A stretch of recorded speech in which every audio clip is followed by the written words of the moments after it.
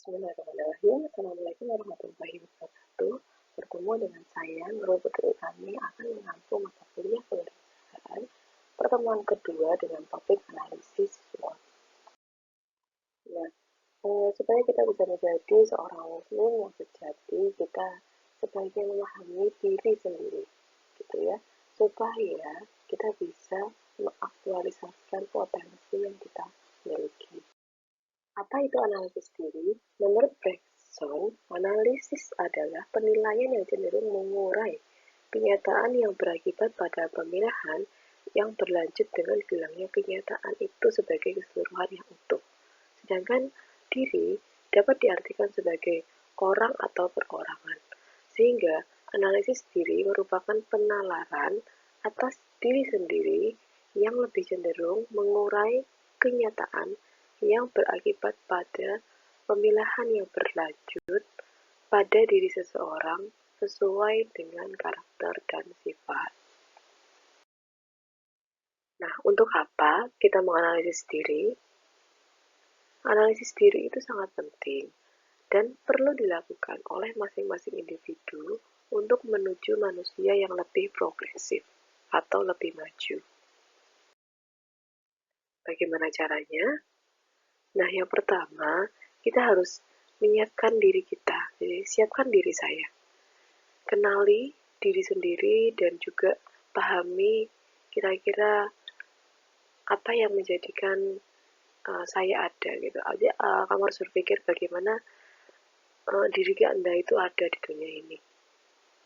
Kemudian yang kedua, teman-teman harus paham siapa diri Anda sendiri dan juga ini berdasarkan potensi yang Anda miliki. Kemudian, kenapa sih kita harus memahami analisis diri sendiri?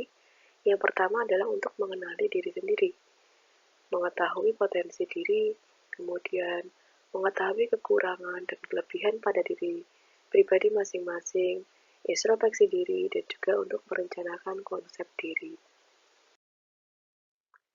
Mengenal metode dalam analisis diri. Nah, ini salah satu metode yang digunakan, yaitu adalah analisis SWOT. Mungkin sudah pada familiar ya. SWOT itu adalah kependekan dari Strength, Weakness, Opportunity, and Threat. Nah, mungkin teman-teman bertanya-tanya ya, kenapa sih harus analisis SWOT? Nah, analisis SWOT itu menjadi suatu dasar untuk menentukan strategi. Jadi, tadi teman-teman sudah tahu ya, apa sih strength atau kekuatan, apa sih weakness atau kekurangannya, kemudian juga melihat apa sih peluang atau opportunity, dan juga threat atau ancaman. Nah, dari hasil analisis tersebut, maka itu bisa digunakan menjadi dasar untuk menentukan yang namanya strategi. Nah, strategi seperti apa yang harus disusun dari hasil SWOT itu? Yang pertama, strategi S dan O. Jadi menggunakan strength atau kekuatan untuk menghadapi opportunity atau kesempatan. Gitu. Jadi kekuatan apa yang teman-teman miliki dan juga ini bagaimana cara pemanfaatannya untuk mengambil peluang yang ada. Nah, kemudian yang kedua, teman-teman tahu bahwa punya kelemahan gitu ya. Nah, kelemahan ini digunakan untuk mengatasi gitu ya. Mohon maaf, maksudnya adalah peluang ini untuk mengatasi kelemahan yang ada. Bisa nggak sih peluang yang kita miliki itu mengatasi kelemahan yang ada? Oke, kemudian berikutnya adalah strategi yang ST, yaitu Strength and Threat gitu ya. Jadi bagaimana kekuatan itu mengatasi atau menghindari ancaman yang mungkin teman-teman hadapi. Nah, kemudian berikutnya adalah strategi yang Weakness and Threat. Bagaimana mengembangkan strategi untuk mengurangi kelemahan dan juga menghindari ancaman. Nah, kemudian setelah itu bisa menjadi dasar apa yang akan kamu lakukan, gitu ya. Dan kamu ingin menjadi apa dari hasil analisis tersebut. Nah, ada istilahnya adalah self-actualization. Artinya apa sih? Nah, menurut Abraham Maslow, self-actualization adalah kebutuhan tertinggi manusia dalam proses kehidupan dalam melakukan hal terbaik dalam hidupnya. Nah, syaratnya adalah ada inner exploration and action. Jadi, teman-teman harus memahami apa potensi diri dan juga ada actionnya atau ada aksinya. Nah, tipologi manusia secara biologis itu ada beberapa. Yang pertama adalah tipe sanguinis. Ini adalah orang-orang yang mungkin sifatnya lebih riang dan juga optimis. Cenderung dia pede, tidak takut menghadapi masa depan, kemudian mudah adaptasi diri, mudah bergerak, dan banyak bicara misalnya. Nah, orang-orang seperti ini juga cenderung mudah untuk mengambil keputusan. Tapi, namanya orang pasti ada kekurangan ya. Kekurangannya adalah dia cenderung lebih moody, kurang konsekuen, tidak teratur, dan juga mungkin kurang berpikir panjang. Berikutnya adalah tipe melankolikus atau melankolis ya. Nah, ini biasanya uh, punya perasaan dasar yang relatif sedih ya, melankolis gitu ya. Nah, tapi dia punya sisi positif menurut saya, yaitu dia cenderung lebih berhati-hati dalam bertindak, kemudian konsekuen, mudah menepati janji dan juga relatif lebih stabil jiwanya. Namun negatifnya adalah selalu dalam ketakutan gitu hidupnya. Kemudian cenderung lebih sensitif, cenderung tidak mudah beradaptasi gitu ya, dan juga kurang bergairah gitu sikapnya. Tipe berikutnya adalah tipe koleris. Nah, ini cenderung biasanya orangnya tipe-tipe yang kurang puas ya. Positifnya sih dia punya perasaan yang hebat, kuat, kemudian uh, misalkan ada kesukaran gitu ya, dia bisa mengatasinya dengan energi yang berlebih gitu yang dia miliki gitu. Dan dia punya banyak prakarsa dalam usahanya. Nah, tapi negatifnya dia selalu gelisah, mudah emosi, egois, mungkin ya, kurang rasio, mudah tersinggung, dan juga kurang objektif. Nah, berikutnya adalah tipe flekmatis ya, flekmatikus atau istilah lainnya.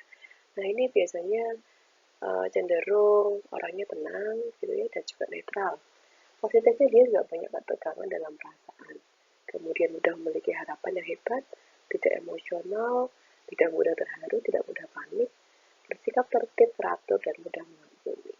Negatifnya sih dia tidak begitu kuat ya kepalanya, kemudian agak dingin hati dan tidak mudah menyesuaikan diri, kemudian cenderung pasif. Nah, tipikal lainnya yaitu juga ada pengelompokan lain, yaitu yang pertama dia tipe kayu rapuh gitu ya, mudah patah, mudah patah asa gitu ya. Kemudian tipe kali ini juga dia secara fisik menarik, tapi hatinya mudah rapuh. Kemudian dekalanya juga mudah mengeluh dengan keadaan. Nah, misalkan teman-teman merasa di tipikal ini, solusinya apa? Yaitu perlu berpikir positif dan juga berani menghadapi kenyataan hidup. Kemudian tipe lainnya yaitu lempeng besi. Nah, ini cenderung lebih kuat ya, jadi dia tahan terhadap tekanan, tapi uh, tidak dalam kondisi yang berlarut-larut gitu. Nah, kemudian dia mudah menyerah dan putus asa. Nah, seandainya kan tipikal seperti ini gitu ya, itu solusinya seperti apa? Yaitu harus melatih diri untuk selalu berusaha. Tipe lainnya adalah tipe kapal, tipe yang lembut-lembut gitu ya. Jadi cenderung lentur dan mudah menyesuaikan diri, dia bersifat lebih fleksibel terhadap tekanan dan juga bisa membangun semangat baru serta mudah bangkit. Dan juga tipe gila pimpung. Nah, dia cenderung punya semangat tinggi, tidak mudah menyerah, dia bekerja dan bermotivasi serta. Yang berikut adalah proses untuk analisis SWOT yang harus teman-teman coba lakukan gitu. Yang pertama, teman-teman tentukan visi gitu ya, beberapa tahun ke depan. Kemudian yang kedua, teman-teman cari unsur yang ada di sekeliling Anda yang mempengaruhi diri Anda, kemudian dikelompokkan dalam kondisi internal dan eksternal. Nah, kelompok internal itu nantinya akan dibagi menjadi dua bagian, yaitu ada kekuatan dan juga kelemahan. Kemudian dari yang luar itu akan digabungkan menjadi uh, dua kategori, yaitu opportunity dan threat atau peluang dan ancaman. Kemudian buatlah tabel, 4 tabel ini yang meliputi hal tersebut. Berikutnya, teman-teman nanti buat uh, 5 kolom pada masing-masing tabel tersebut yang berisi rincian. Rinciannya meliputi nomor, nama unsur, skor, bobot, dan juga nilainya. Nah, ini nanti diisi nama unsurnya adalah berdasarkan tadi kekuatan, kelemahan, peluang, atau ancaman yang teman-teman miliki. Nah, kemudian nanti di skor, itu ya, 0 sampai 5, sesuai dengan keadaan yang teman-teman miliki. Nah, untuk kelemahan dan ancaman nanti skornya adalah minus gitu ya. Nah, nanti ada perhitungannya gitu ya di slide berikutnya. Kemudian dari skor ini nanti kemudian dihitung bobotnya. Nah, bobotnya itu bisa 0 sampai 100% ya. Biasanya nggak 0 ya. Nah, misalkan sudah dapat bobot, nanti kemudian dikalikan untuk mendapat nilai. Jadi nilai itu adalah pengalian dari skor dan juga bobot sehingga dapat nilai. Nah, kemudian berikutnya adalah membuat kurva SWOT dengan 5 strip ya, ke masing-masing arah gitu ya. Kemudian nanti kita akan plotting. Nah, kemudian nanti akan berbentuk seperti ini kurvanya, dan nanti akan dihitung totalize strength, kemudian dikurang weakness, kemudian nilai opportunity dikurang dengan T sebagai koordinat Y-nya. Kalau yang S dan kurang W ini menjadi koordinat X ya. Nanti kita akan coba praktek. Nah, kemudian nanti dari hasil koordinat ini akan menentukan letaknya di kuadran mana, dan nanti akan menjadikan dasar langkah untuk penentuan atau strategi atau misi itu yang harus kita lakukan untuk mencapai visi kita. Nah, ini adalah contoh ya. Teman-teman kelompokkan dulu kondisi internal yang teman-teman miliki dan juga kondisi eksternal. Kalau bisa sebanyak mungkin ya. Setelah itu dikelompokkan menjadi 4 kategori, yaitu kekuatan, kelemahan, peluang, dan juga ancaman. Dan kemudian ditentukan skornya serta bobotnya. Nah, jadi setiap unsur ini maksimal 100% ini silahkan secara proporsional teman-teman setelah tentukan unsurnya, nanti dinilai bobotnya dan juga di skor, nanti akhirnya dapat nilai. Nah, setelah itu teman-teman bisa hitung nilai skor S, O, W, dan T. Nah, S itu nanti akan dikurangi dari nilai W dan juga nilai O-nya dikurangi T. Nah, ini akan menjadi koordinat X dan Y. Nah, contohnya adalah ceritanya seperti ini, diperoleh hasil strength-nya adalah 2,7, weakness-nya minus 2,8, opportunity-nya 3, triknya adalah minus 2,55. Kemudian dikurangi, ketemu titik X-nya adalah 0,1, ini dan juga T-nya, Y-nya mohon maaf adalah 0,45. Apabila diplot, nah letaknya adalah di kuadran yang kiri ya, yang satu. Nah, dari hasil plottingnya nanti akan diketahui apa sih pilihan strategi yang harus teman-teman pilih berdasarkan analisis SWOT tersebut. Nah, kalau misalkan dilihat tadi di lokasi sini ya, jadi harus ada proses personal mastery, self-empowerment, dan transformation. Ya. Atau bisa disebut dengan stability ya. Jadi kalau di kuadran yang 3, maka di kuadran 3 ini jadi perlu mendukung strategi untuk rasionalisasi. Nah, seandainya kan di tahapan atau sudah di fase yang satu ini ya, nah ini yang dilakukan adalah expansion gitu ya. Jadi harus mendukung strategi itu supaya lebih maju. Nah, seandainya kan masih di kuadran 2, nah ini perlu kombinasi, jadi mendukung strategi diversifikasi lain gitu ya, untuk mencapai tujuan. Kemudian kalau di fase yang atau kuadran 4 ini perlu ada strategi defensif untuk mengatasi weakness dan ancamannya. Oke, ini adalah bagian akhir dari slide. Terima kasih atas perhatiannya. Pesan saya, temukan diri Anda, kenali diri Anda, serta raih cita-cita supaya Anda bisa meraih sukses yang Anda inginkan. Selamat berproses, karena kita butuh proses ya untuk mencapai apa yang kita inginkan. Nikmati prosesnya dan juga lakukan analisis SWOT supaya menjadi dasar untuk teman-teman berproses untuk mencapai cita-cita. Oke, silahkan dikerjakan tugasnya. Apabila ada yang kurang jelas, silahkan ditanyakan. Kurang lebih saya mohon maaf. Saya tutup.